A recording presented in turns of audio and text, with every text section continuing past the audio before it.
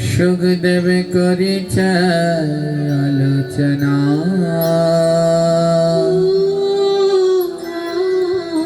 যাহা হইতে ঘুচে যতে যন্ত্রণা ভাগবত কথামৃতম পরম মধুর জয় জান করে শ্রবণ সেবার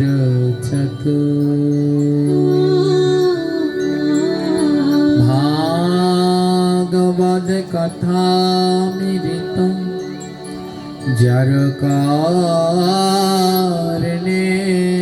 যায় পুনরায় তর নাহি মনুষ্য জন্ম হয়। ভাগবত কথামৃতম যে করে কীর্তন তাহার চরণে করি সহস্র প্রণাম।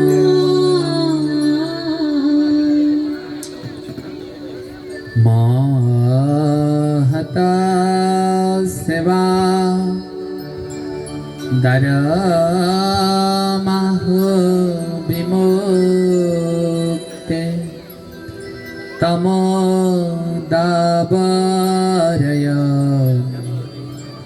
जोषितं संगी स्वांगम।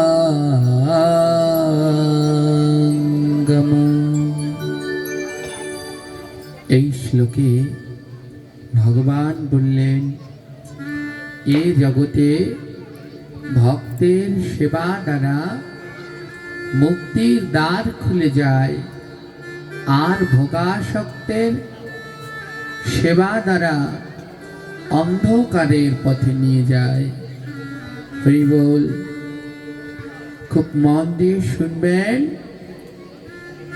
ভগবান এই শ্লোকে বললেন, এ জগতে যে ভক্তের সেবা করে, ভক্তের সেবা দ্বারা মুক্তির দ্বার খুলে যায়, আর ভোগাসক্ত যারা ভক্ত নয়, ভোগে আসক্ত, তাদের সেবা দ্বারা অন্ধকারের পথে নিয়ে যায়। তাই এ জগতে ভক্ত সেবাই হলো ভগবানকে পাওয়ার পরম এক মাধ্যম। ভক্ত সেবার দ্বারা অনায়াসে গোবিন্দ লাভ করা সম্ভব। এ জগতে ভগবান দুটি জিনিস বড় ভালোবাসে, এক হলো ভক্তদের সেবা, আর দুই হলো এই দুটি জিনিস গোবিন্দ বড় ভালোবাসে। তাই সনাতন গোস্বামীকে মহাপ্রভু বলেছিলেন, জীবে দয়া নামে রুচি বৈষ্ণব সেবন ইহা বিনা ধর্ম নাই সনাতন। ও সনাতন, ধর্ম কি জানো? জীবে দয়া। এই জগতে সকল জীবের প্রতি দয়া করো, অযথা কোনো জীবকে কষ্ট দিও না, হত্যা করো না। জীবে দয়া নামে রুচি, অনাবরত নাম করো। আমার নাম করলে কি হয়? নাম করলে বলে যা দিয়ে নামানো যায় তার নামই হলো নাম। খুব মন দিয়ে শুনবেন, নাম কি? যা দিয়ে নামানো যায় তার নামই হলো নাম। এই নাম করলে দুইজনাকে নামানো যায়। একজন হলো ভগবান, তিনি বসে আছেন সেই গোলকে। বলে সেই গোলক থেকে কেউ যদি তাকে নামাতে পারে তাহলে তার নাম হলো নাম।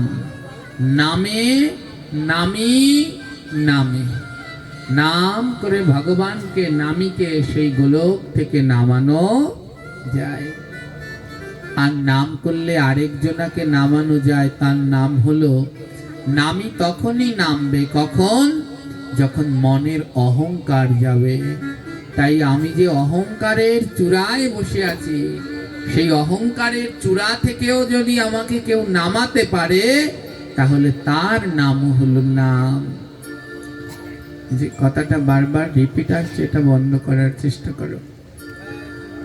আমি যে অহংকারের চূড়ায় বসে আছি, সেই অহংকারের চূড়া থেকে কেউ যদি আমাকে নামাতে পারে তাহলে তার নাম হলো নাম।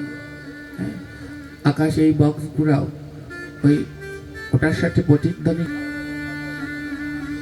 আমাকে অহংকারের চূড়া থেকে নামাতে পারে, আর ভগবানকে গোলক থেকে নামাতে পারেন। তাই ভগবান বললেন, জীবে দয়া নামে রুচি। অনাবরত নাম করো, এই নামে যেন রুচি থাকে। আর বৈষ্ণব সেবন, ইহা বিনা ধর্ম নাই শুন সনাতন। এই তিন জিনিসই হলো ধর্ম।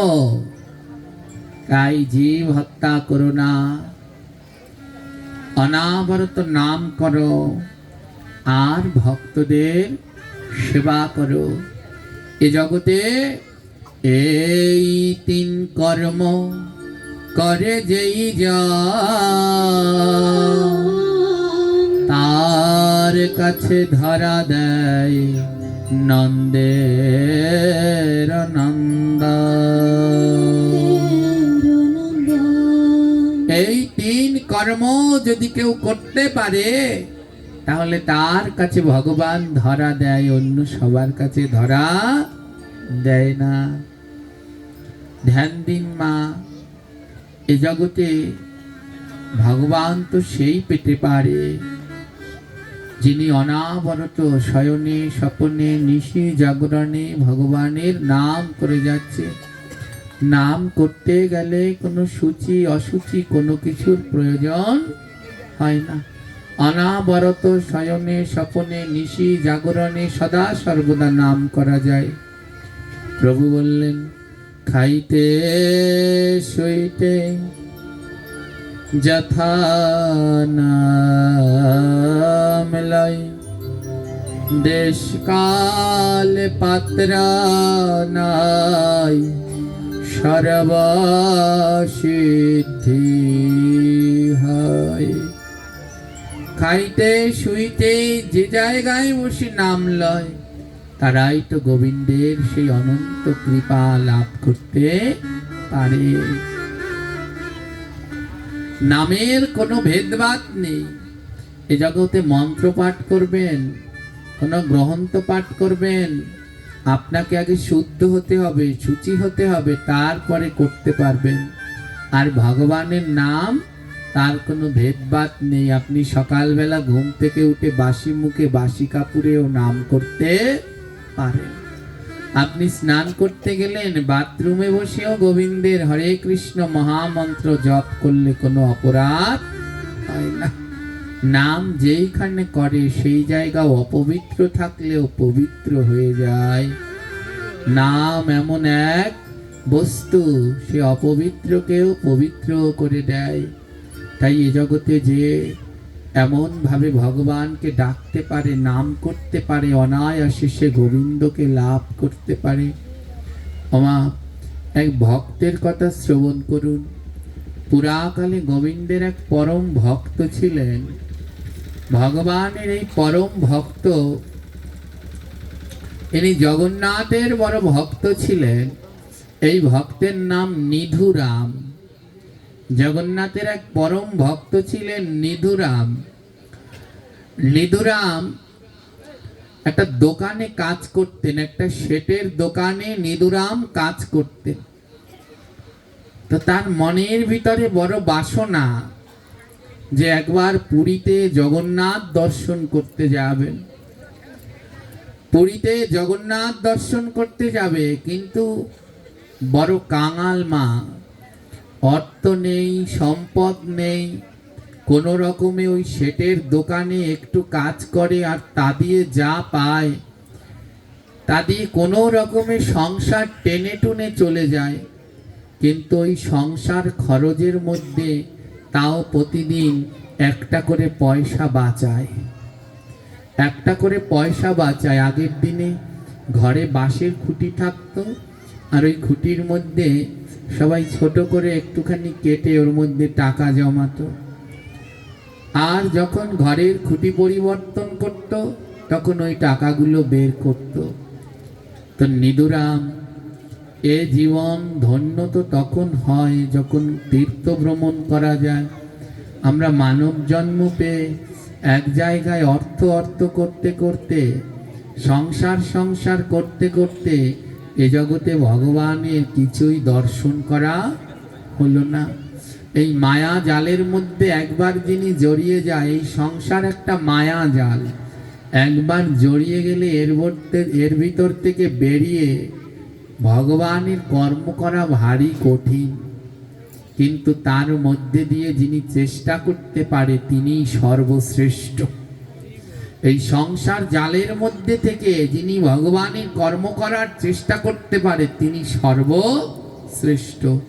ধ্যান দিন, নিধুরাম ওই সংসারের মধ্যে থাকে, তার মধ্যে থেকেও প্রতিদিন একটা করে পয়সা ওই সংসারের কর্মের মাঝে মাঝে একটা করে পয়সা খরচ থেকে বাঁচায়। আর সেই পয়সাটাকে ওই ঘরের মধ্যে বাঁশের খুঁটির মধ্যে কেটে রেখে দেয়। আর এমনি ভাবে তার দিন কাটে। মনের ভিতরে বড় বাসনা একবার পুরীতে যাবে, জগন্নাথ ধাম দর্শন করবে। মনের ভিতরে এই বড় বাসনা, কিন্তু একসাথে তো আর অত অর্থ হবে না। এ জগতে মা অর্থ ছাড়া কিছুই হয় না। সবাই বলে বটে এ অর্থ অনর্থের মূল, কিন্তু তীর্থ করতে গেলে অর্থের বড় প্রয়োজন। তাই নিধুরাম ওই সংসারের মধ্যে থেকে একটা একটা করে পয়সা জমায়, আর মনের ভিতরে বড় বাসনা একবার জগন্নাথ ধামে যাব, জগন্নাথের রথযাত্রায় যাব, জগন্নাথের শ্রী রথযাত্রা দর্শন করব। মনের ভিতরে তার এই দিব্য বাসনা। এমনি ভাবে তার দিন কেটে যায়। সদা সর্বদা ভগবানের নাম প্রেমের মধ্যে ডুবে থাকে। যে শেঠের দোকানে চাকরি করে, কাজ করে, আমার শেঠের মনে ভক্তি নাই, কিন্তু জানেন ভক্তের সংস্পর্শে থাকতে থাকতে শেঠের মনের ভিতরেও কৃষ্ণ ভক্তি চলে আসলো। যে দোকানে কাজ করে সেই মালিকের মনের ভিতরে ভক্তি নাই, কিন্তু যে কাজ করে নিধুরাম ওর ভক্ত, ওর সংস্পর্শে থাকতে থাকতে অভক্ত ভক্তি চলে এসেছে। আর সদা সর্বদা নিধুরাম হাতে কাজ করে আর মুখে ভগবানের নামের মধ্যে ডুবে থাকে। নাম বই কিছুই বোঝে না, ভগবানের সেই অনন্ত নামের মধ্যে ডুবে থাকেন। হরি বল। এই সাউন্ড ঠিক কর, হরি বল। প্রতিদিন ভক্ত নিধুরাম একটি একটি করে পয়সা জমায় আর পথের দিকে চেয়ে থাকে কোন বছর তিনি জগন্নাথের সেই রথযাত্রায় যেতে পারবে। আর সদা সর্বদা ভগবানকে অনাবরত ডাকেন। বলে এ জগতে তুমি যদি কৃপা না করো তাহলে কোনোভাবেই আমার যাওয়া সম্ভব নয়। তাই অনাবরত বদন ভরে ভগবানকে ডাকতে থাকে, প্রভু এ জগতে যদি তুমি কৃপা করো, আপন গুণে তুমি কৃপা করো তাহলেই সম্ভব, নচেত নয়। তাই হাতে সারাদিন ওই দোকানের একের পর এক কাজ করে যায়, কিন্তু মুখ তার বন্ধ থাকে না, মুখে অনাবরত গোবিন্দের নাম করে যায়। হরে কৃষ্ণ হরে কৃষ্ণ কৃষ্ণ কৃষ্ণ হরে হরে, হরে রাম হরে রাম, রাম হরে হরে, হরে কৃষ্ণ হরে কৃষ্ণ কৃষ্ণ কৃষ্ণ হরে হরে, হরে রাম হরে রাম, রাম হরে হরে। হরে কৃষ্ণ হরে কৃষ্ণ কৃষ্ণ কৃষ্ণ হরে হরে, হরে রাম হরে রাম, রাম রাম হরে হরে।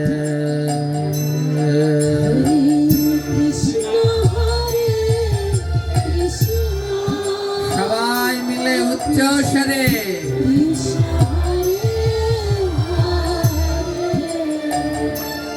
হরে রাম হরে রাম, রাম হরে হরে। হরে কৃষ্ণ হরে কৃষ্ণ কৃষ্ণ কৃষ্ণ হরে হরে, হরে রাম হরে রাম, রাম রাম হরে হরে, হরে কৃষ্ণ হরে কৃষ্ণ কৃষ্ণ কৃষ্ণ হরে হরে, হরে রাম হরে রাম, রাম রাম হরে হরে। হরে কৃষ্ণ হরে কৃষ্ণ কৃষ্ণ কৃষ্ণ হরে হরে, হরে রাম হরে রাম, রাম রাম হরে হরে। হরে কৃষ্ণ জয় নিতাই। কৃষ্ণ কৃষ্ণ কৃষ্ণ হরে হরে, হরে রাম হরে রাম, রাম রাম হরে হরে। ভক্ত নিদুরা সারাদিন ওই দোকানের মধ্যে কাজ করে আর বদন ভরে ভগবানের নাম করতে থাকে, আর দু নয়ন থেকে টপ টপ করে জল ঝরে। আর অমন কৃষ্ণ ভক্তের সঙ্গ পেয়ে যিনি দোকানের মালিক, তার মনের ভিতরেও কৃষ্ণ ভক্তির উদয় হয়ে গেল। একদিন জিজ্ঞেস করছে, এই নিধুরাম, এই কৃষ্ণ নামের মধ্যে কি আছে রে? যখন তুই নাম করিস মনে হয় যেন এক অনন্ত আকর্ষণ আমাকে আকর্ষিত করছে। আমার মন বলছে এ জগতে নাম ছাড়া সর্বস্বই বৃথা, একমাত্র এই কৃষ্ণের নামই সত্য। ওই নিদুরাম বললেন, দোকানদারকে বললেন, আপনি ঠিকই বলেছেন, এ জগতে যা আছে সবই বৃথা, একমাত্র গোবিন্দের এই নামটুকুই সত্য। শেষের দিনে মা, এই নাম ছাড়া আর আমাদের সঙ্গের সাথে কিছুই হবে না। ওই যে যাওয়ার সময় যখন আমাদের শ্মশান ঘাটে নিয়ে যায়, তখন কি বলতে বলতে নিয়ে যায়? বলো হরি হরি বল, বলো হরি হরি বল। কেন বলছে? বলে সারা জীবন তো বললি না, তাই এবার শেষ যাত্রায় অন্তত হরিনাম করতে করতে চল, কারণ তোর জীবনের আর সময় নেই। এবার হরিবল হরিবল বলে রওনা দে, আর যে তোর কোনো গতি নাই। দোকানদারকে বলছে, হ্যাঁ মালিক ঠিকই বলেছেন, এ জগতে এই নাম ছাড়া, সাধু সঙ্গ ছাড়া আর সবই বিফল। দিনন্তে ভেবে দেখবেন মা, যা করছেন কিছুই জমা থাকছে না, কিন্তু যদি সাধু সঙ্গ গোবিন্দের নামটুকু করতে পারেন, এইটুকু গোবিন্দের খাতায় লেখা থাকবে। বাড়িতে 2 ঘন্টা 3 ঘন্টা টিভির সামনে বসে থাকবেন, ওটা গোবিন্দের খাতায় লেখা হবে না। কিন্তু আজ শত কষ্টে এই গরমের মধ্যে এখানে যদি 10 মিনিট বসতে পারেন, এই 10 মিনিট গোবিন্দের খাতায় লেখা হবে অমর।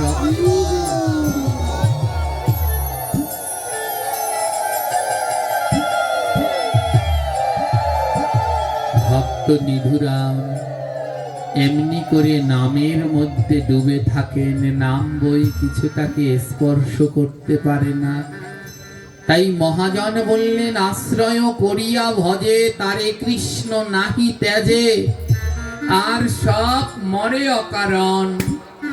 তাই এ জগতে যে আশ্রয় করে ভজন করে, কৃষ্ণ তাকে কোনোদিন ত্যাগ করে না। আর যদি আশ্রয় না করে, তাহলে কৃষ্ণ তাকে ত্যাগ করে। আমরা মালা জপ করি, জপের মালাটা নেই কেন? ওটা না নিয়ে শুধু নাম করলে হয় না। মুখে নাম করছি ওটাও না, আমার মালায় নিয়ে নাম করছি ওটাও। দুটোর মধ্যে পার্থক্য কি জানেন? মালাটা হাতে নেওয়া মানে আশ্রয় করা, ধরেছি। আর যদি এ জগতে ধরতে পারেন, তাহলে আর তার ভয় নাই। পুকুরে মাছ ধরে না, পুকুরের মধ্যে মাছ ধরে জাল দিয়ে, কি বলে ওকে? যে জালগুলো খেয়াও দেয়, ওগুলো কি বলে? কি জাল? হ্যাঁ, ঝাঁকি জাল। তো এই যে ঝাঁকি জাল দিয়ে মাছ ধরে পুকুরের মধ্যে, তো মাছ ধরবার আগে যিনি মাছ ধরে, যে জেলে মাছ ধরে, ওই পুকুরের মধ্যে কিছু খাবার দেয়। আর খাবার খেতে যখন মাছগুলো আসে, আর জেলে জালটা ছুঁড়ে মারে, যেই যেই মাছ খাবার জন্য আসেন, সবগুলো ওই জালের মধ্যে আটকা পড়ে। আর কোনো মাছ যদি খাবারের লোভে পুকুরের মধ্যখানে না এসে, যিনি জাল খেয়াও দিচ্ছেন, ওনার পায়ের কাছে যদি কোনো মাছ বসে থাকে, সে কি জালের মধ্যে আটকা পড়বে? জোরে বলেন, পড়বে? যিনি জাল খেয়াও দিচ্ছেন, সেই জেলের পায়ের কাছে যদি কোনো মাছ বসে থাকে, তার আটকা পড়ার কোনো কায়দা নেই। আর মাছ যদি জেলের কাছে না গিয়ে ওই খাবারের কাছে যায়, তাহলে সে আটকা পড়বেই পড়বে। শিক্ষা কি জানেন? ওই পুকুরটা হলো সংসার, এই পুকুরটা হলো সংসার। আর ওই যে খাবার ছড়ালো, ওই খাবারগুলো হলো লোভ। আর যিনি জেলে, তিনি অন্য কেউ নয়, স্বয়ং পরমেশ্বর ভগবান কৃষ্ণ। তিনি খাবার ছড়িয়ে দেন, লোভ দিয়ে দেন, দেখে কে কে লোভে পড়ে খাবারের কাছে যায়। যিনি লোভী তিনি খাবারের লোভে ওই মধ্যখানে যায়, আর যিনি জ্ঞানী তিনি ওই লোভে পড়ে না, সে ভগবানের চরণের কাছে যায়। ওই যে যিনি জাল খাওয়াচ্ছেন জেলে, তিনি এখানে ভগবান। তাই কোনো মাছ যদি লোভে পড়ে মধ্যখানে যায় তাহলে জালে জড়ায়। জাল মানে সংসারের মায়া। আর কেউ যদি লোভকে ত্যাগ করে জেলের চরণের কাছে যেতে পারে তাহলে সে আর ওই সংসার নামক জালে জড়ায় না।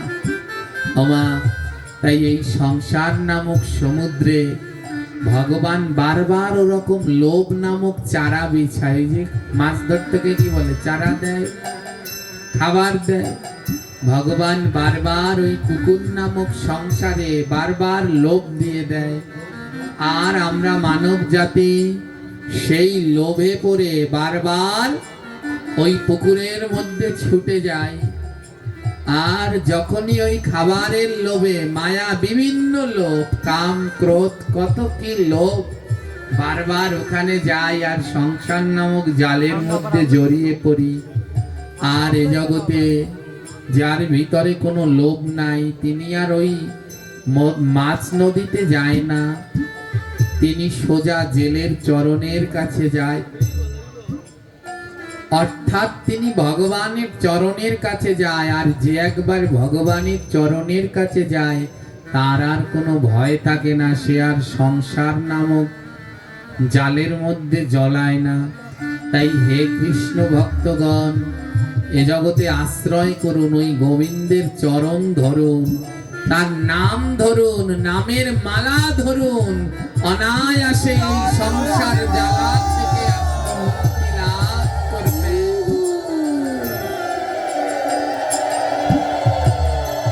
আর যদি আশ্রয় করতে না পারেন, যদি আশ্রয় করতে না পারেন তাহলে আর এই জীবনে ওই জাল থেকে মুক্তি লাভ হবে না। তাই যখনই সময় পায় নিধুরাম ওই মালিকের দোকানে কাজের ফাঁকে ভগবানের নামের মধ্যে ডুবে থাকেন। হরে কৃষ্ণ কৃষ্ণ কৃষ্ণ হরে হরে, হরে রাম হরে রাম, রাম রাম হরে হরে, হরে কৃষ্ণ কৃষ্ণ কৃষ্ণ কৃষ্ণ হরে হরে, সবাই মিলে উচ্চ স্বরে হরে রাম রাম রাম হরে হরে,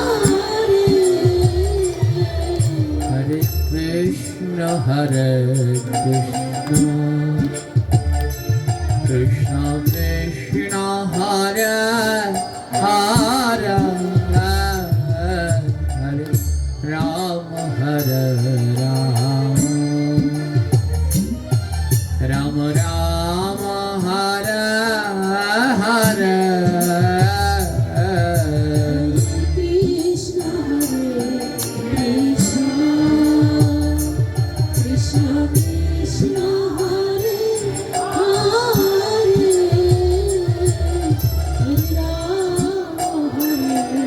রাম রাম রাম হরে হরে। বিদুরাম যখন নাম করে তার দুই নয়ন থেকে অঝোর ধারায় জল ঝরে যায়। সবাই দেখে দাঁড়িয়ে দাঁড়িয়ে। ওমা,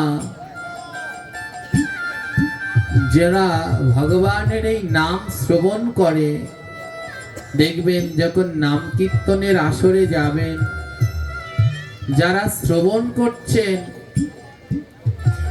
এনাদের দুই নয়নে অনাবরত জল ঝরছে। কিন্তু যারা কীর্তন করছেন এনাদের নয়নে ওই জল নেই, কিন্তু যারা শ্রবণ করছে তাদের নয়নে জল আছে। যারা কীর্তন করছে তাদের নয়নে ওই জল নেই, ওই ভক্তির জলটা তাদের নয়নে নেই, কিন্তু যারা শ্রবণ করছেন তাদের নয়নে অনাবরত ভক্তির অশ্রু দ্বারা বিগলিত হচ্ছে। কেন জানেন? একটা ছোট্ট গল্প শুনুন।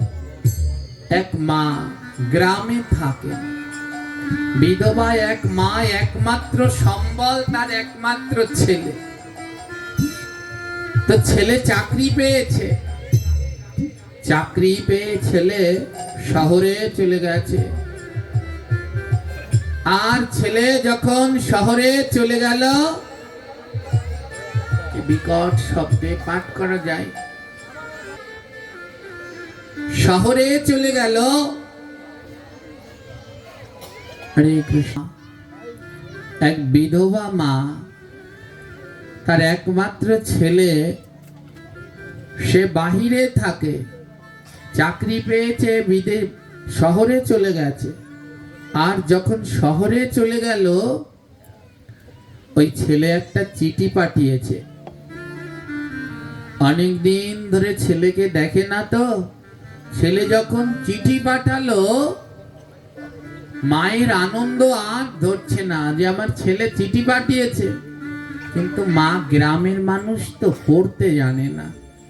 মা চিঠিটা নিয়ে ওই গ্রামের যিনি টিচার আছেন, স্যার মশাই, মাস্টার মশাইয়ের কাছে গেলেন। আগের দিনে এমন ছিল, চিঠি পাঠাতো, পড়তে পারতো না, যারা গ্রামে একটু পড়াশুনো জানতো চিঠিটা নিয়ে ছুটে যেত। ওই বিধবা মা তার একমাত্র ছেলে যখন চিঠিটা পাঠিয়েছে, চিঠিটা নিয়ে ছুটতে ছুটতে মাস্টার মশাইয়ের কাছে গেলেন। আর মনের আনন্দে বলছে, মাস্টার বাবু, আমার ছেলে শহর থেকে এই চিঠিটা পাঠিয়েছে, একটু চিঠিটা পড়ে দেবেন। মা ধৈর্য ধরে অপেক্ষা করছে কখন মাস্টার বাবু চিঠিটা পড়বে। মাস্টার বাবু চেয়ারে বসেছেন, আর সেই জনম দুঃখিনী মা নিচে বসেছেন। মাস্টার বাবু চিঠিটা পড়তে লাগলো। ছেলে লিখেছে, মা তুমি ভালো আছো তো? তুমি ঠিক মতো খাবার খাও তো? মা তোমার কি রাত্রবেলায় ঘুম হয়? যখন চিঠিটা পড়ছেন, মাস্টার মশাই যখন চিঠিটা পড়ছেন, ওই মায়ের দুই নয়ন থেকে টপ টপ করে জল ঝরছে। খুব ধ্যান দিয়ে শুনবেন মা,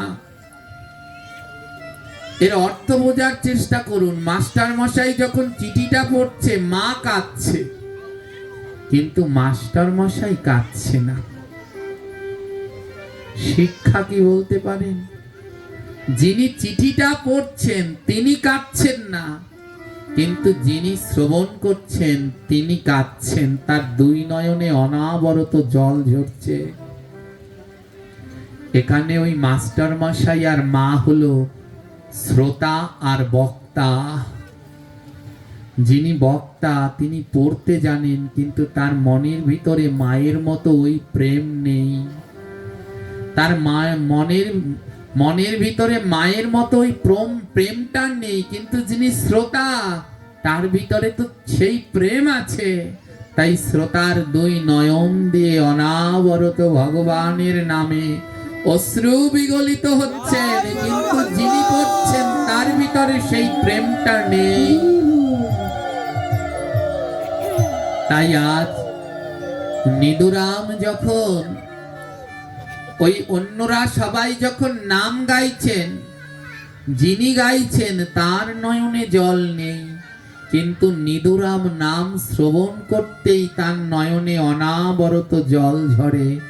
অর্থাৎ যিনি নাম গাইছেন, ওই মাস্টার মশাইয়ের মতো চিঠিটা তিনি পড়তে পারেন,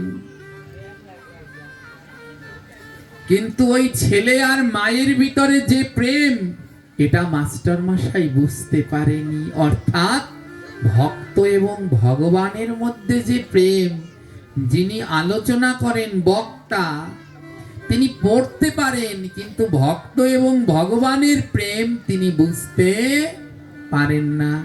আর এ জগতে ভক্ত এবং ভগবানের প্রেম যিনি বুঝতে পারেন, তার নয়নে কৃষ্ণ নামে অনাবরত অশ্রু ঝরে।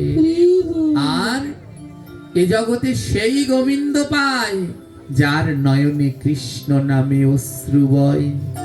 হরে কৃষ্ণ হরে কৃষ্ণ কৃষ্ণ কৃষ্ণ হরে হরে, হরে রাম হরে রাম, রাম রাম হরে হরে। কৃষ্ণ হরে কৃষ্ণ কৃষ্ণ কৃষ্ণ হরে হরে, গৌর হরি। হরে রাম হরে রাম, রাম রাম হরে হরে। হরে কৃষ্ণ হরে কৃষ্ণ কৃষ্ণ কৃষ্ণ হরে হরে, হরে রাম হরে রাম, রাম রাম হরে হরে। হরে কৃষ্ণ হরে কৃষ্ণ গৌরাঙ্গ কৃষ্ণ হরে হরে, হরে রাম হরে রাম, রাম রাম হরে হরে। হরে কৃষ্ণ হরে কৃষ্ণ কৃষ্ণ কৃষ্ণ হরে হরে, হরে রাম হরে রাম, রাম রাম হরে হরে, হরে কৃষ্ণ হরে কৃষ্ণ রাধে রাধে। কৃষ্ণ হরে হরে, হরে রাম হরে রাম, রাম রাম হরে হরে। আজ নয়নে জল ঝরছে, বলে কার? ওই মার সন্তানের মতো যদি সম্পর্ক হয়, তাহলে ভক্তের কথা ভগবান বোঝে আর ভগবানের কথা ভক্ত বোঝে। মা চিঠি পড়তে জানে না, কিন্তু তাও নয়নে জল ঝরছে। কিন্তু মাস্টার মশাই পড়তে জানে, তাও নয়নে জল নেই। অর্থাৎ ভগবানের গ্রন্থ যিনি পড়াশুনো জানে তিনি পড়তে পারবে, আর যিনি পড়াশুনো জানে না তিনি পড়তে পারে না। কিন্তু দুজনের ভাব দুই রকমের। যে আমার গোবিন্দের সাথে সম্বন্ধ করতে পেরেছে, যার সাথে আমার গোবিন্দের ভাব হয়েছে, সে গোবিন্দের কথা শুনলে পরেই তার নয়ন থেকে অনাবরত হরে কৃষ্ণ হরে কৃষ্ণ কৃষ্ণ কৃষ্ণ হরে হরে, হরে রাম হরে রাম, রাম রাম হরে হরে। হরে কৃষ্ণ হরে কৃষ্ণ রাধে কৃষ্ণ কৃষ্ণ হরে হরে,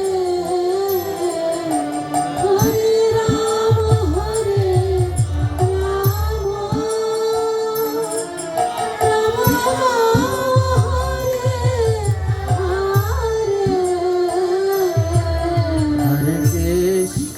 হরে কৃষ্ণ কৃষ্ণ কৃষ্ণ হরে হরে হরে রাম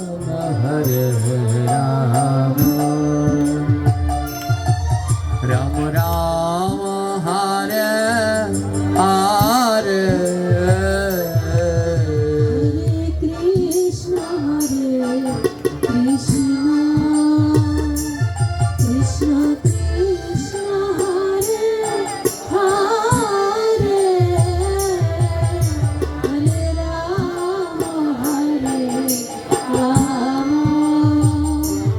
রাম রাম হরে হরে। দেখতে দেখতে ওই নিধুরামের বেশ কিছু অর্থ হয়েছে, পুরীতে যাওয়ার মতো অর্থ হয়েছে। নিধুরাম মনে মনে ভাবলেন, যেইটুকু অর্থ হয়েছে এ দিয়ে আমি পুরীতে যেয়ে আবার আসতে পারবো, তাই আর দেরি করব না, কারণ এ জীবনের কোনো গ্যারান্টি নেই মা। আজ এখান দিয়ে রাত্রে গিয়ে আপনি ঘুমাবেন, যদি কালকে সকালে ঘুমটা ভাঙে তাহলে আপনার সকাল, আর এখান থেকে আজ রাতে গিয়ে ঘুমাবেন, যদি ঘুম না ভাঙে আপনার পরকাল। একটা রাত্রই মাত্র পার্থক্য, যদি ঘুম ভাঙে তো সকাল, আর ঘুম যদি না ভাঙে তো আপনার পরকাল। নিধুরাম মনে মনে বলছেন, আর দেরি করা যাবে না, কারণ আমাদের সব থেকে কাছের আত্মীয় মা। বাড়ির পাশে যদি আত্মীয় থাকে, এইও ভাই ওইও ভাই, এবার ওই ভাই এই ভাইয়ের বাড়িতে আসবে, অনুমতি লাগবে। দরজা খুললে যাদের মুখ দেখা যায়, ওই ভাই এই ভাইয়ের বাড়িতে আসবে, অনুমতি লাগে কি? লাগে না। বলে বাড়ির পাশের আত্মীয়দের ঘরে আসতে কোনোদিন অনুমতি লাগে না, কিন্তু দূর থেকে যদি কোনো আত্মীয় আসে তারা ফোন করে আসে, আমি কিন্তু আসতে আছি তোমাদের বাড়িতে। কিন্তু বাড়ির পাশে যারা আত্মীয় তারা কোনো অনুমতি নেয় না, টপ করে ঘরে ঢুকে পড়ে। আর এই মানব জীবনের বাড়ির পাশের আত্মীয়র নাম হলো মৃত্যু। এই মানব জীবনে তোমার সব থেকে কাছের আত্মীয়র নাম হলো মৃত্যু। তোমার কাছে চলে আসবে কিন্তু বলে আসবে না। বাড়ির পাশের আত্মীয় যেমন আসার আগে কিছু বলে আসে না, তদ্রূপ মানুষের মৃত্যু আসলে মানুষ কোনোদিন বলে আসে না আমি আসতেছি। তাই যে কোনো দিন চলে আসতে পারে, তাই সময় থাকতে ভগবানের ভজন করো, সময় গেলে আর হবে না। নিধুরাম বললেন, না, যেটুকু অর্থ হয়েছে এ দিয়ে আমি জগন্নাথ দর্শন করতে পুরী যেতে পারবো। সেইটুকু অর্থ নিয়ে নিধুরাম রওনা দিলেন জগন্নাথ দর্শনের উদ্দেশ্যে পুরী ধামে। মালিকের কাছে এসে বললেন, যে দোকানে কাজ করে সেই মালিকের কাছে এসে বললেন, মালিক আমার ছুটি দরকার। কেন? আমি রথযাত্রায় জগন্নাথ দর্শন করতে পুরীতে যাব। মালিকের নয়নে জল ঝরছে, আমার দোকানে কাজ করে কিন্তু আমার কোনোদিন যাওয়া হলো না। আর আমার দোকানে কাজ করে, আমি যেতে পারলাম না, কিন্তু আমার দোকানের কাজের লোক সে জগন্নাথ দর্শন করতে যাচ্ছে। এক পাশে দাঁড়িয়ে মহাজন বললেন, এই সংসারে থাকতে থাকতে আমারও আর ওই ভগবান দর্শন করতে যাওয়া হলো না, এমন মায়ায় জড়িয়ে পড়েছি। নিধুরাম যে দোকানে কাজ করত, মালিকের দুই নয়নে জল। মালিক বলছে, যা রে নিধুরাম যা, আমি এমন মায়ায় জড়িয়ে গেছি, পুত্র সংসার দোকান পাট করতে করতে আমার আর যাওয়া হলো না, কিন্তু তুই যা, তুই যা। মালিক নিদুরামের হাতে 100টা টাকা দিল, নে। আমার তো আর জগন্নাথ মন্দিরে গিয়ে এ জীবন তো আমার শেষ, বয়স বৃদ্ধ হয়ে গেছে, আর তো যাওয়া হবে না। তাই তুই যখন যাচ্ছিস এই 100টা টাকা নে। এই 100 টাকা দিয়ে পুরীতে জগন্নাথের কাছে আমার নামে পুজো দিবি, যা। এই 100টা টাকা নিয়ে যা। আমার নিদুরামের আছে মাত্র 50 টাকা যাওয়া এবং আসার খরচ, ওই যে জমিয়েছে। আর ওই দোকানদার দিয়েছেন 100 টাকা, নিদুরামকে দিয়েছেন 100 টাকা। জোরে বলবেন, আমার কথা বুঝতে পারছেন? নিদুরামকে দিয়েছেন। তীর্থে যায় অনেকে, এই টাকাটা দিলাম, এটা নিয়ে মন্দিরে দিও। এই 100 টাকা দিয়েছে জগন্নাথকে যেন কিছু কিনে দেয়। নিদুরাম সেই 150 টাকা নিয়ে যাচ্ছেন পুরী ধামে। ধ্যান দিন, গোবিন্দ সেবা কাকে বলে, ভগবান কি করলে খুশি হয়, খুব মন দিয়ে শুনবেন মা। 150 টাকা তার কাছে আছে, 100 টাকা তার নিজের না অন্যের, আর 50 টাকা তার জমানো। যেতে লাগবে 20 টাকা, আসতে লাগবে 20 টাকার পথে মধ্যে খরচ, এই মিলে তার 50টা টাকা আছে। নিদুরাম গেলেন, নিদুরাম সেই পুরীতে চলে গেলেন। আর পুরীতে গিয়ে সেই রথযাত্রা, জগন্নাথের রথযাত্রা দর্শন করলেন। আর সেই রথযাত্রায় ভক্তরা কেউ আনন্দ করছে, কেউ নৃত্য করছে, কেউ গান গাইছে। আর রথযাত্রা তো গরমের সময়ের অনুষ্ঠান, সবাই লাফিয়ে ঝাঁপিয়ে আনন্দ কীর্তন করছে। কেউ ঘেমে গেছে, কেউ ক্লান্ত হয়ে গেছে। নিদুরাম মনে মনে ভাবছে, আহারে, এ জগতে আমার গোবিন্দ তো ভক্তের সেবা দিলে বড় খুশি হয়। এই কৃষ্ণ ভক্তরা সবাই এমন ঘেমে গেছেন, ক্লান্ত হয়ে গেছেন। যদি আমার কাছে টাকা থাকতো, আমি এনাদের জন্য শরবত এনে এনাদের সবাইকে সেবা করাতাম। এনারা সবাই এমন ক্লান্ত হয়ে গেছে, এনাদের একটু জলের ব্যবস্থা করে দিতাম। কিন্তু গোবিন্দ আমাকে এমন কাঙাল বানালে যে ভক্ত সেবা করব, সেই সামর্থ্য নেই। আমার এ জগতে গোবিন্দ কাউকে ধন দিয়েছে, যাকে ধন দিয়েছে তাকে মন দেয়নি, আর যাকে আবার মন দিয়েছে তাকে সে ধন দেয়নি। নিদুরামের মন আছে কিন্তু ধন নেই। বলে এ জগতে যার মন আছে সে একদিন না একদিন গোবিন্দকে সেবা দিতে পারবেই পারবে। নিদুরামের 2 নয়নে জল, আহারে, এত ভক্ত, ওদেরকে যদি একটু শরবত দিতে পারতাম। ওরা এই গরমের মধ্যে ওদের কি কষ্ট হচ্ছে, যদি একটু জলের ব্যবস্থা করে দিতে পারতাম। হঠাৎ তার মনে হলো, আরে, আমার মালিক তো আমায় 100টা টাকা দিয়েছে জগন্নাথকে দেওয়ার জন্য। এই পুরীতে জগন্নাথ রাজা, রাজার তো কোনো অর্থের অভাব নেই। এই 100 টাকা আমি জগন্নাথকে দিলেও কি আর না দিলেও কি।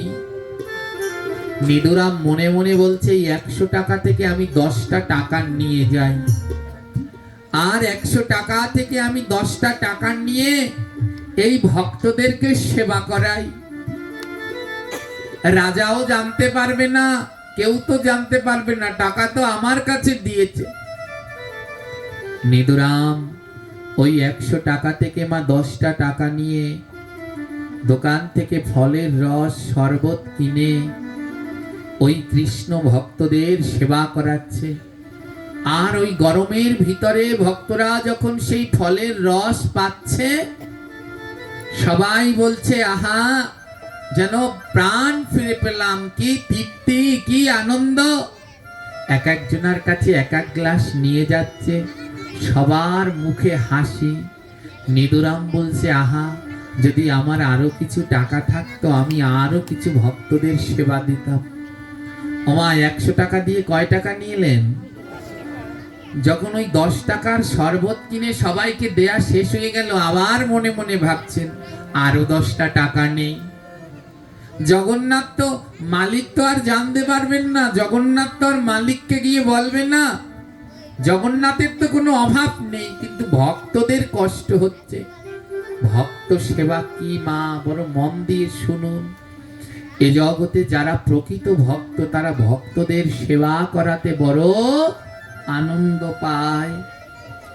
আমার শ্রী গুরুদেব অষ্টোত্তর শত মুরারি দাস বাবাজি মহারাজ,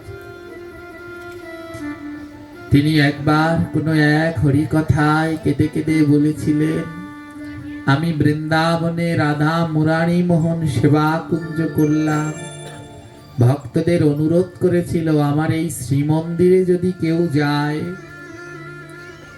যেন কোনোদিন উপবাসী না আসে, যেন অনাবরত ভক্তের সেবা হয়। এবং আজন্মকাল আমরা দেখেছি আমাদের শ্রী গুরুদেব ভক্ত সেবা ছাড়া আর কিছু বুঝতেন না। এ জগতে ভগবান তখনই সন্তুষ্ট হয় যখন কেউ তার ভক্তের সেবা দেয়। মহাপ্রভু বললেন, আমারে ভজিবার যার আছে অভিলাষ, আগে ভজ গিয়া মোর মঙ্গল প্রিয় দাস। যদি আমার ভজন করতে চাও তাহলে আমার ভক্তের ভজন করো, দাসের ভজন করো। আমার ভক্তকে সেবা দিলেই আমায় সেবা দেয়া হয়ে যায়।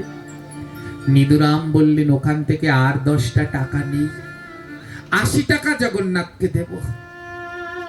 আবার 10 টাকা নিয়ে ফলের রস কিনে ওই ভক্তদের মাঝে মাঝে দিচ্ছেন, নাও তোমরা সেবা করো। আর যেই ওই গরমের ভিতরে 1 গ্লাস রস যাকে ফলের রস দিচ্ছে তার কি আনন্দ! আহা, তুমি কে গো ভাই, এত তৃপ্তি! কেউ 1 গ্লাস জল দেয় না, তুমি ফলের রস দিচ্ছ। জগন্নাথ তোমায় কৃপা করুন। ওমা আবার কি করলেন, যখন ওই 10 টাকা ফুরিয়ে গেলেন, এখন আর কয় টাকা আছে?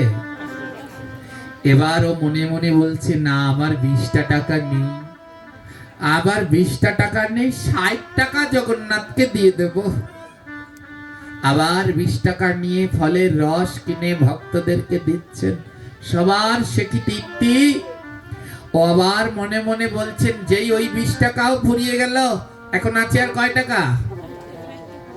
60 টাকা আছে। ও বললেন, আবার 20টা টাকা নেই। জগন্নাথ কি করবেন? 60 টাকা দিয়ে জগন্নাথ কি করবেন? তার টাকার অভাব। আবার 20 টাকা নিয়ে, আবার 20 টাকা নিয়ে সেবা দিতে লাগলেন। এমনি করে সেবা দিতে দিতে আর মাত্র 10টা টাকা আছে। টাকা দিয়েছিল কত? এখন আছে কয় টাকা? আর বাকি টাকাগুলো দিয়ে কি করলো? ওই গোবিন্দ সেবা নয় মা, ভক্ত সেবা করালেন। ভক্ত সেবা দিতে দিতে 100 টাকা শেষ হয়ে গেল, আর মাত্র 10টা টাকা আছে। কিন্তু তাও তার মনের ইচ্ছা পূর্ণ হয়নি। এ জগতে যারা প্রকৃত কৃষ্ণ ভক্ত তারা কোনো দিন নিজের জন্য ভাবে না, এক বিন্দু তারা নিজের জন্য ভাবে না। তারা ভক্ত সেবাই তাদের কাছে সর্বস্ব, তাদের কাছে ভক্ত সেবাই সর্বস্ব। আজ আর মাত্র 10টা টাকা বাকি আছে। নিদুরাম ওই 10 টাকা নিয়ে রওনা দিয়েছেন, ওই রথযাত্রা দর্শন করে 10 টাকা নিয়ে রওনা দিয়েছেন জগন্নাথের মন্দিরের দিকে। ওই 10 টাকা মন্দিরে দিয়ে আসবেন। এবার রওনা দিয়েছেন তো ওই পথের মধ্যে কোনো কাউকে ক্ষুধার্ত দেখে আর সহ্য করতে পারছে না, ওই 10 টাকা দিয়ে আবার 2 টাকা নিয়েছে, ওই ক্ষুধার্তকে কিছু কিনে দিয়েছে। রইল কত? যে আবার একটু আগিয়েছে দেখে আরেকজন ক্ষুধার্ত, খাবার নেই, আবার 2 টাকা নিলেন, নিয়ে তাকে আবার কিছু কিনে নিলেন। যে আবার আরেকটু আগিয়েছে দেখে আরো একজন ক্ষুধার্ত। এমনি করতে করতে ওই যাওয়ার পথে 8 টাকা শেষ হয়ে গেল। বাকি রইল কয় টাকা? মালিক দিয়েছিল কয় টাকা? জগন্নাথকে কয় টাকা দিতে বললো? আর খরচ করলো কত? জোরে বলেন। 98 টাকা, বাকি রইল কয় টাকা? এবার ওই 2 টাকা নিয়ে গেছে।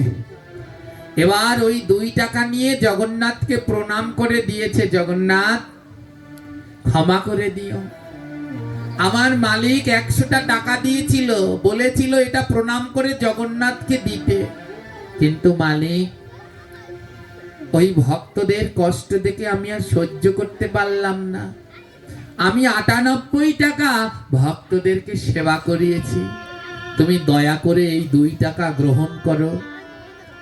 আর ও জগন্নাথ, আমার মালিককে তুমি প্রাণ ভরে আশীর্বাদ করো, আমার মালিককে তুমি প্রাণ ভরে আশীর্বাদ করো, সে যেন তোমায় আবার দিতে পারে। তুমি এই 2টা টাকা নেও জগন্নাথ। এই বলে 2 টাকা জগন্নাথকে দিলেন। আর 98 টাকা কোথায় দিলেন মা? আপনারা কি আমার কথাটা বুঝতে পেরেছেন? মালিক দিল কয় টাকা? জোরে বলবেন। আর কাকে দিতে বললেন? জগন্নাথকে দিলেন কয় টাকা? আর বাকি 98 টাকা ভক্ত সেবায়, ভক্ত সেবা দিয়ে ও আবার রওনা দিয়েছেন, আবার সেই পথের মধ্যে রওনা দিয়েছেন। আর রাত্রবেলায় এদিকে তো ও চলে আসছেন, রথযাত্রা দর্শন করে বাড়িতে ফিরছেন। আর সেই রথযাত্রার দিন, যেদিনকে 2 টাকা জগন্নাথকে দিলেন, সেই দিন রাত্রবেলায় ওই মালিক খাবার দাবার খেয়ে রাত্রবেলায় ঘুমিয়েছেন। আর যখন মালিক ঘুমিয়ে পড়েছেন, মালিক স্বপ্নে দেখছেন জগন্নাথ তাকে ডাকছে, এই শেঠ উঠে পড়।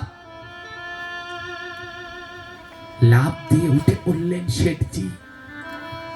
উঠে দেখেন সাক্ষাৎ জগন্নাথ দাঁড়িয়ে আছেন সামনে।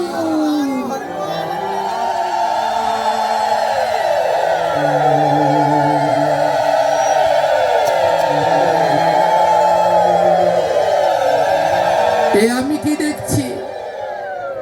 এ কি আমি সত্যি দেখছি? শেঠজি গায়ে চিমটি কাটছে, দেখে না সত্যি গায়ে ব্যথা লাগছে, মিথ্যা নয়। যেই জগন্নাথের দর্শন পাওয়ার জন্য বিশ্ব ব্রহ্মাণ্ড কাঁদে, ব্রহ্মা বিষ্ণু শিব যার অনন্তকাল ধরে আরাধনা করেন, সেই জগন্নাথ জগতের নাথ আলো করে দাঁড়িয়ে আছেন শেঠের সামনে। শেঠ থর থর করে কাঁপছে, জগন্নাথকে প্রণাম করছে, প্রভু তুমি? জগন্নাথ বলে, হ্যাঁ রে শেঠ, আমি এসেছি। এই নে, এই 2 টাকা নে। শেঠজি বলছে, কিসের টাকা প্রভু? ওই যে তুই তোর বাড়ির কাজের লোক নিধুরামের কাছে 100 টাকা পাঠালি আমাকে দিতে, ওই নিধুরাম আমায় 98 টাকা দিয়েছে আর 2 টাকা দেয়নি। আমায় 98 টাকা দিয়েছে আর 2 টাকা দেয়নি। নিধুরাম আসলে বলবি ও আমায় কেন 2 টাকা দিল না? আমার দিয়েছিল কয় টাকা? জগন্নাথকে দিয়েছিল কয় টাকা? কিন্তু জগন্নাথ বলল কি? জগন্নাথ বলল, তুই যে মালিকের কাছে তোর কাজের লোকের কাছে টাকা পাঠালি, ও আমায় 98 টাকা দিয়েছে, 2 টাকা দেয়নি। সেই দিন থেকে ওই 2টা টাকা নিয়ে ওই মালিক কাঁদছে। ওই 2টা টাকা ফেরত দিয়ে গেছে জগন্নাথ, নেই 2টা টাকা নে। ওই 2 টাকা নিয়ে সেদিন থেকে মালিক উতাল পাতাল হয়ে কাঁদছে।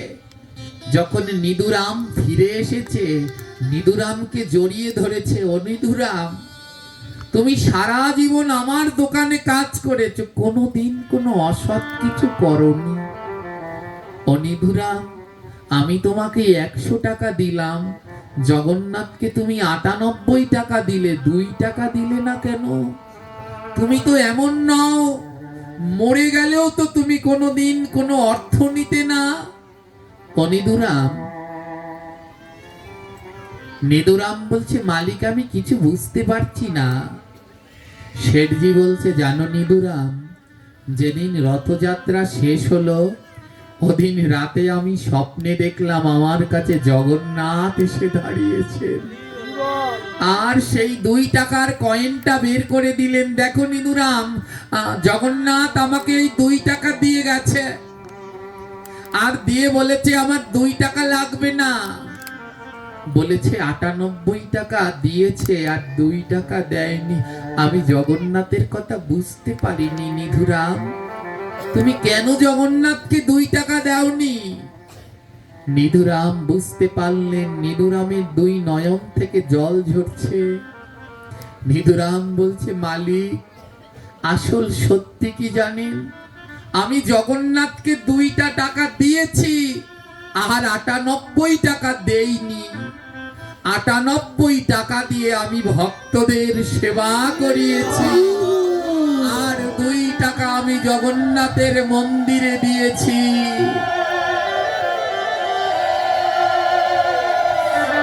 আর আমার জগন্নাথ বলছেন, এ জগতে সেটাই তো আমায় দেয়া হয়, আমাকে দিলে দেয়া হয় না, আমার ভক্তকে সেবা করলে সেটা আমায় দেয়া হয়। তাই যে 98 টাকা দিয়ে তুমি ভক্ত সেবা দিয়েছো, জগন্নাথ বলে সেটা আমি পেয়ে গেছি, কিন্তু যেই 2 টাকা তুমি আমায় প্রণাম করে দিয়েছো ওই 2 টাকায় আমি পাইনি, কারণ আমি ভক্তের সেবা করালে বড় সন্তুষ্ট।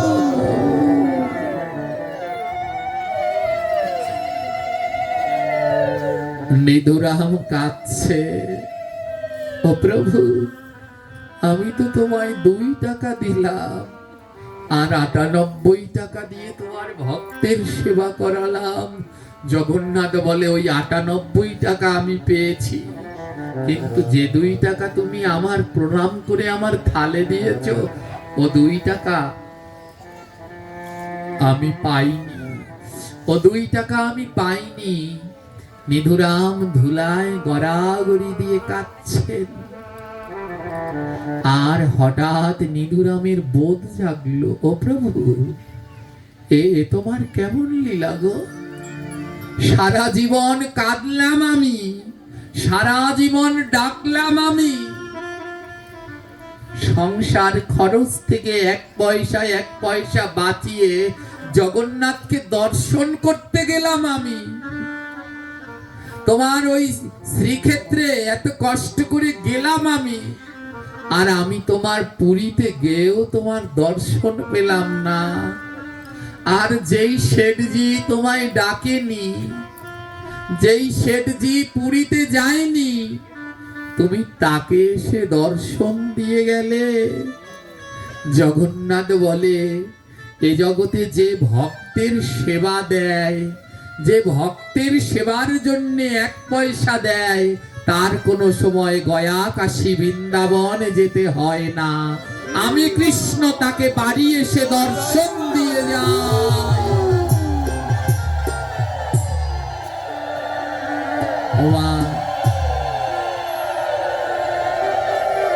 নিধুরাম সারা জীবন কৃষ্ণ কৃষ্ণ বলে কেঁদেছে, সারা জীবন সংসার থেকে 1 পয়সা করে জমিয়ে জগন্নাথের পুরী ধামে গেছে, কিন্তু ভক্ত সেবা দেয়নি।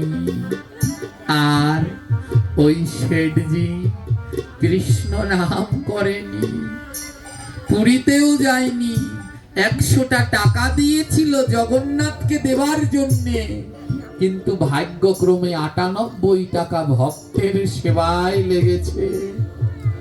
আর আমার গোবিন্দ বলছে, সেই তো আমায় পায় যে ভক্তের সেবা দেয়। নিধুরাম বলে, এবার আমি বুঝেছি, আমি পুরী গিয়েও জগন্নাথের দর্শন পাইনি, কিন্তু আমার শেঠজি ঘরে বসে জগন্নাথের দর্শন পেয়েছে। কেন জানো? আমার ভক্ত সেবা হলো না রে। শিবা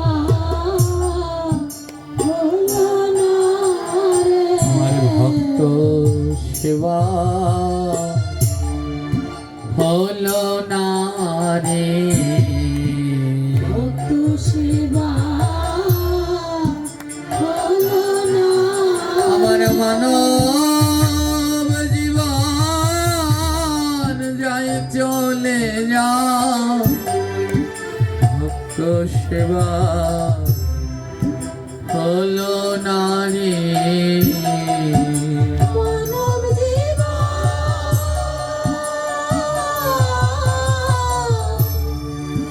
মানব জীবন যায় চলে যায়, ভক্ত শিবা হলো না রে। রায় রে একবার বুকেতে আয় তোরা।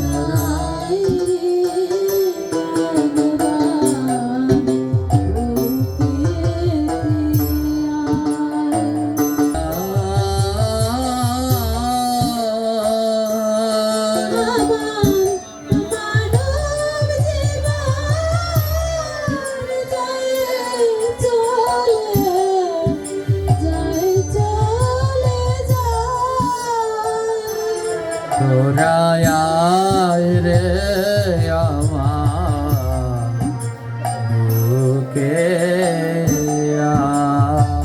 আয় তোরা।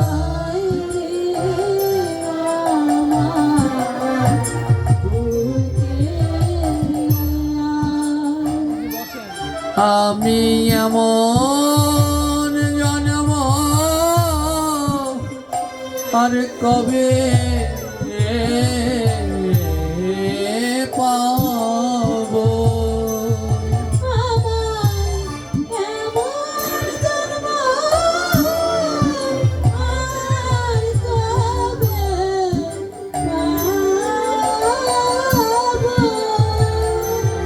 আমি কাকে ধরে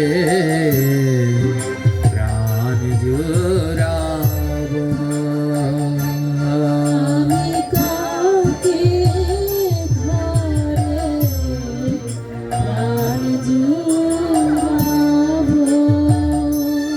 আমার মানব জন্ম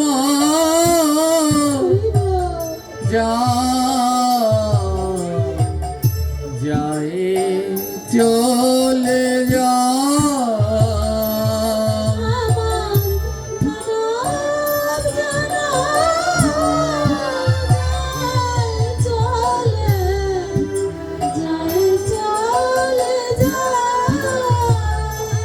তোরা একবার আমার বুকেতে আয় তোরা।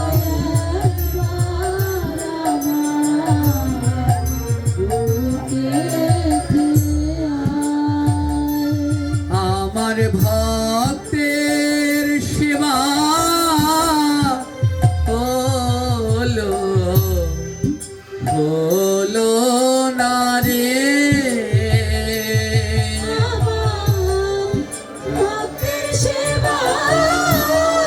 গৌর হরি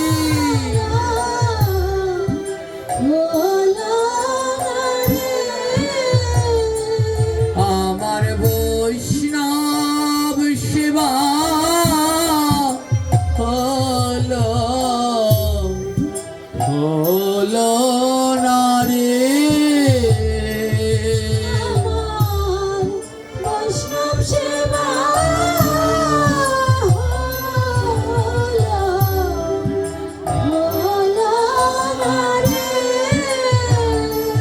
তোমরা দাও দাও আমার চরণ ধুলে।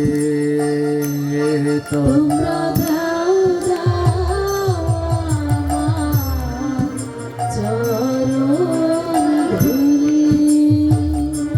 তোমরা দাও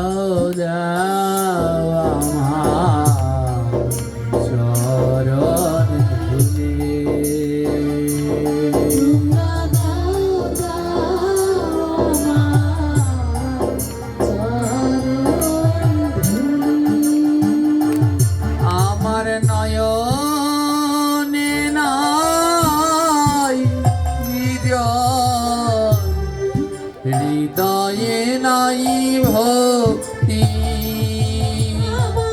আমার নয়নে নাই যায়, হৃদয়ে নাই ভক্তি।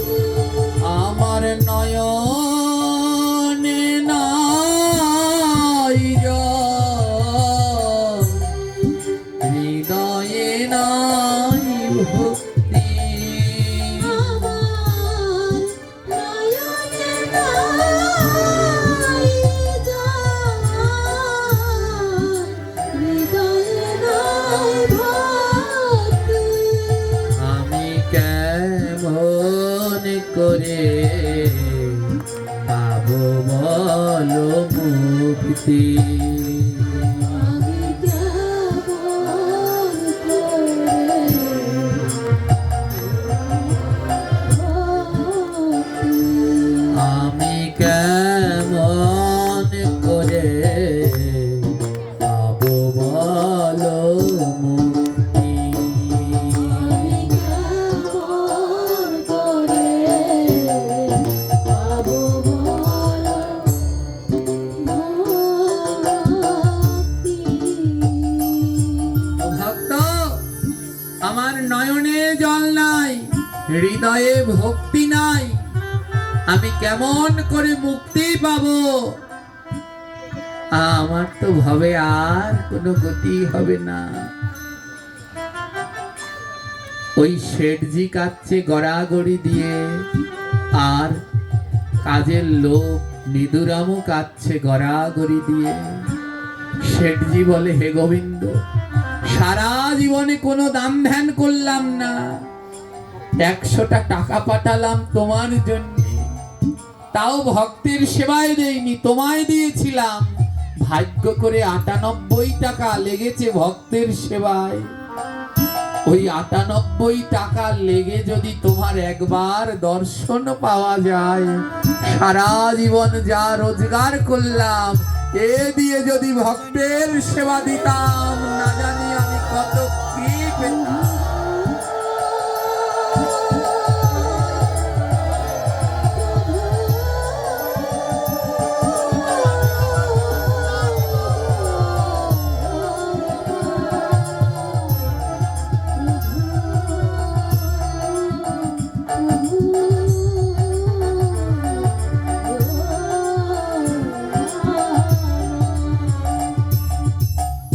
শেঠজি বললেন, এতদিন ধরে শুধু মায়ার সংসার করে গেলাম, এ জীবনে আর কিছু করা হলো না। শেঠজি বললেন, না, আর আমি তীর্থ দর্শন করতে কোথাও যাব না। যতটা অর্থ রোজগার করেছি সেই অর্থ দিয়ে আজ থেকে আমি ভক্তদের সেবা দিয়ে যাব। সেই শেঠজি সেদিন থেকে শুরু করলেন ভক্ত সেবা। আর সেই নিধুরাম বললেন, শেঠজি, এ জগতে যে ভগবানের দর্শন পায়, আমি আর কোনোদিন ভগবানের সেবা করব না। এ জগতে যাকে আমার ভগবান দর্শন দেয়, আমি করব তার সেবা। ওই নিদুরাম করতে লাগলেন এমনি করে শেঠজির সেবা। দুজনে মিলে এমনি ভাবে প্রতিদিন ভক্তদের সেবা দিতে থাকলো। আর এই ভক্তদের সেবা দিতে দিতে একদিন তারা প্রতিদিন ভক্ত সেবা দেয়, একদিনও ভক্ত সেবা না দিয়ে কিছু পায় না। ভক্তদের সেবা করানো হলে যদি কিছু থাকে তো পায়, আর যদি কিছু না থাকে সেদিন আর না পায়। তো এমনি ভাবে বহু বছর কেটে গেল ভক্ত সেবা দিতে দিতে। সারাদিন দুজনে মিলে ভক্ত সেবা দিয়ে ওই পাতিলে শেষে লেগেছিল পোড়া, কড়াইতে লেগেছিল অন্ন। দুজনে মিলে সেই পোড়া অন্ন কাটিয়ে নিদুরাম আর শেঠজি দুজনে প্রসাদ পেতে বসেছে। সারাক্ষণ তাদের ভক্ত সেবা। আর আমার কালকে বলেছিলাম, ভগবানকে পাওয়ার জন্য ধৈর্য লাগে। বহু বছর ধরে তারা এমনি ধৈর্য ধরে ভগবানের সেবা দিতে লাগলো, আর মনের ভিতরে আশা রাখলো একদিন না একদিন ভগবান ঠিক আসবে। অনেক বছর পরে শেঠজিও বৃদ্ধ আর নিধুরামও বৃদ্ধ হয়ে গেছে। সবাইকে সেবা করানোর পরে ওই পাতিলে লেগে থাকা পোড়া অন্ন নিয়ে দুজনে প্রসাদ পেতে বসেছে। সামান্য কিছু অন্ন, তাও পোড়া লেগে যাওয়া অন্ন। দুজনে যখন প্রসাদ পেতে বসেছে, একজন ডেকে বলছে, কি গো, আমায় একটু দেবে না? আমি যে এখনো খাইনি, আমায় একটু দেবে না? বৃদ্ধ হয়ে গেছে, এখন আর ভালো মতো দুজনে দেখতে পায় না। সামনের দিকে যখন তাকালো, আজ স্পষ্ট দেখতে পেল যে ডাকছে অন্য কেউ নয়, সাক্ষাৎ জগন্নাথ। দেবে না? আমায় একটু দেবে না? আমিও যে খাইনি, শুধু ভক্তদের সেবা দেবে, আমায় দেবে না? দুজনে লুটিয়ে পড়লেন, প্রভু তুমি এসেছো? ভগবান বলে, আমি তো তখনই ধরা দেই গো, যখন ভক্তের দুই নয়নে কৃষ্ণ নামে ধারা বয়, তখন তার কাছে ধরা দেই। ওমা গোবিন্দ সবার কাছে ধরা দেয় না, কৃষ্ণ নামে ঝরে যার দুই নয়নে ধারা, তার কাছে প্রাণ গোবিন্দ দেয় ধারা। কতটা নয়ন ধারা ঝরলে ধরা দেয়? কাঁদিতে কাঁদিতে যেদিন ধুলা হবে কাদা, সেই না কাদায় নন্দের বেটা জন্মে জন্মে বাধা। হে কৃষ্ণ ভক্ত, তাই বদনে নাম করে যাও, ভক্তদের সেবা করে যাও। আর সেই ভক্ত সেবার পরে নাম করতে করতে যেদিন তোমার নয়নের জলে ধুলা কাদা হবে, সেদিন ভগবান তোমার কাছে বাধা পড়বে, তার আগে নয়। আজ ভগবান বলল, আমায় কিছু দেবে না? তাই সেই পোড়া অন্ন, ওমা গোবিন্দ ওই সুগন্ধি চালের অন্ন ভালো মন্দ পছন্দ করেন না, ভক্ত সেবা দিলে আমার গোবিন্দ বড় সন্তুষ্ট হয়। আমরা ভোগারতিতে গাই, ভোগের ওই উপরে দিল তুলসী মঞ্জুরি। তুলসী তো দিল, মঞ্জুরি কি? মঞ্জুরি। এই মনটা জুড়ে ভগবানকে দিয়ে দাও, সেই মঞ্জুরি, অন্য মঞ্জুরি নয় গো। এই মনটা আর কারো জন্যে নয়, সবটা প্রভুকে জুড়ে দিয়ে দাও। আজ যখন সর্বস্ব দিয়ে দিল, সাক্ষাৎ জগন্নাথ আসলো, বলে যাওয়া লাগবে না তোমায় পুরীতে, যদি তুমি ডাকার মতো ডাকতে পারো, ভক্তের সেবা দিতে পারো, প্রভু নিজ গুণে আসবেন তোমায় দর্শন দিতে। তাই আবার ভগবান প্রমাণ করলেন, ভক্ত সেবার থেকে জগতে আর কিছু শ্রেষ্ঠ নেই। এবার প্রভু বলছেন, আমায় দেবে না? তাই ভাবাবিষ্ট হইয়া আজি ভক্ত তুলে দেয়। তাই ভাবাবিষ্ট হয়ে আজি ভক্ত তুলে দেয়। আর সেই পোড়া অন্ন আমার জগন্নাথে খায়,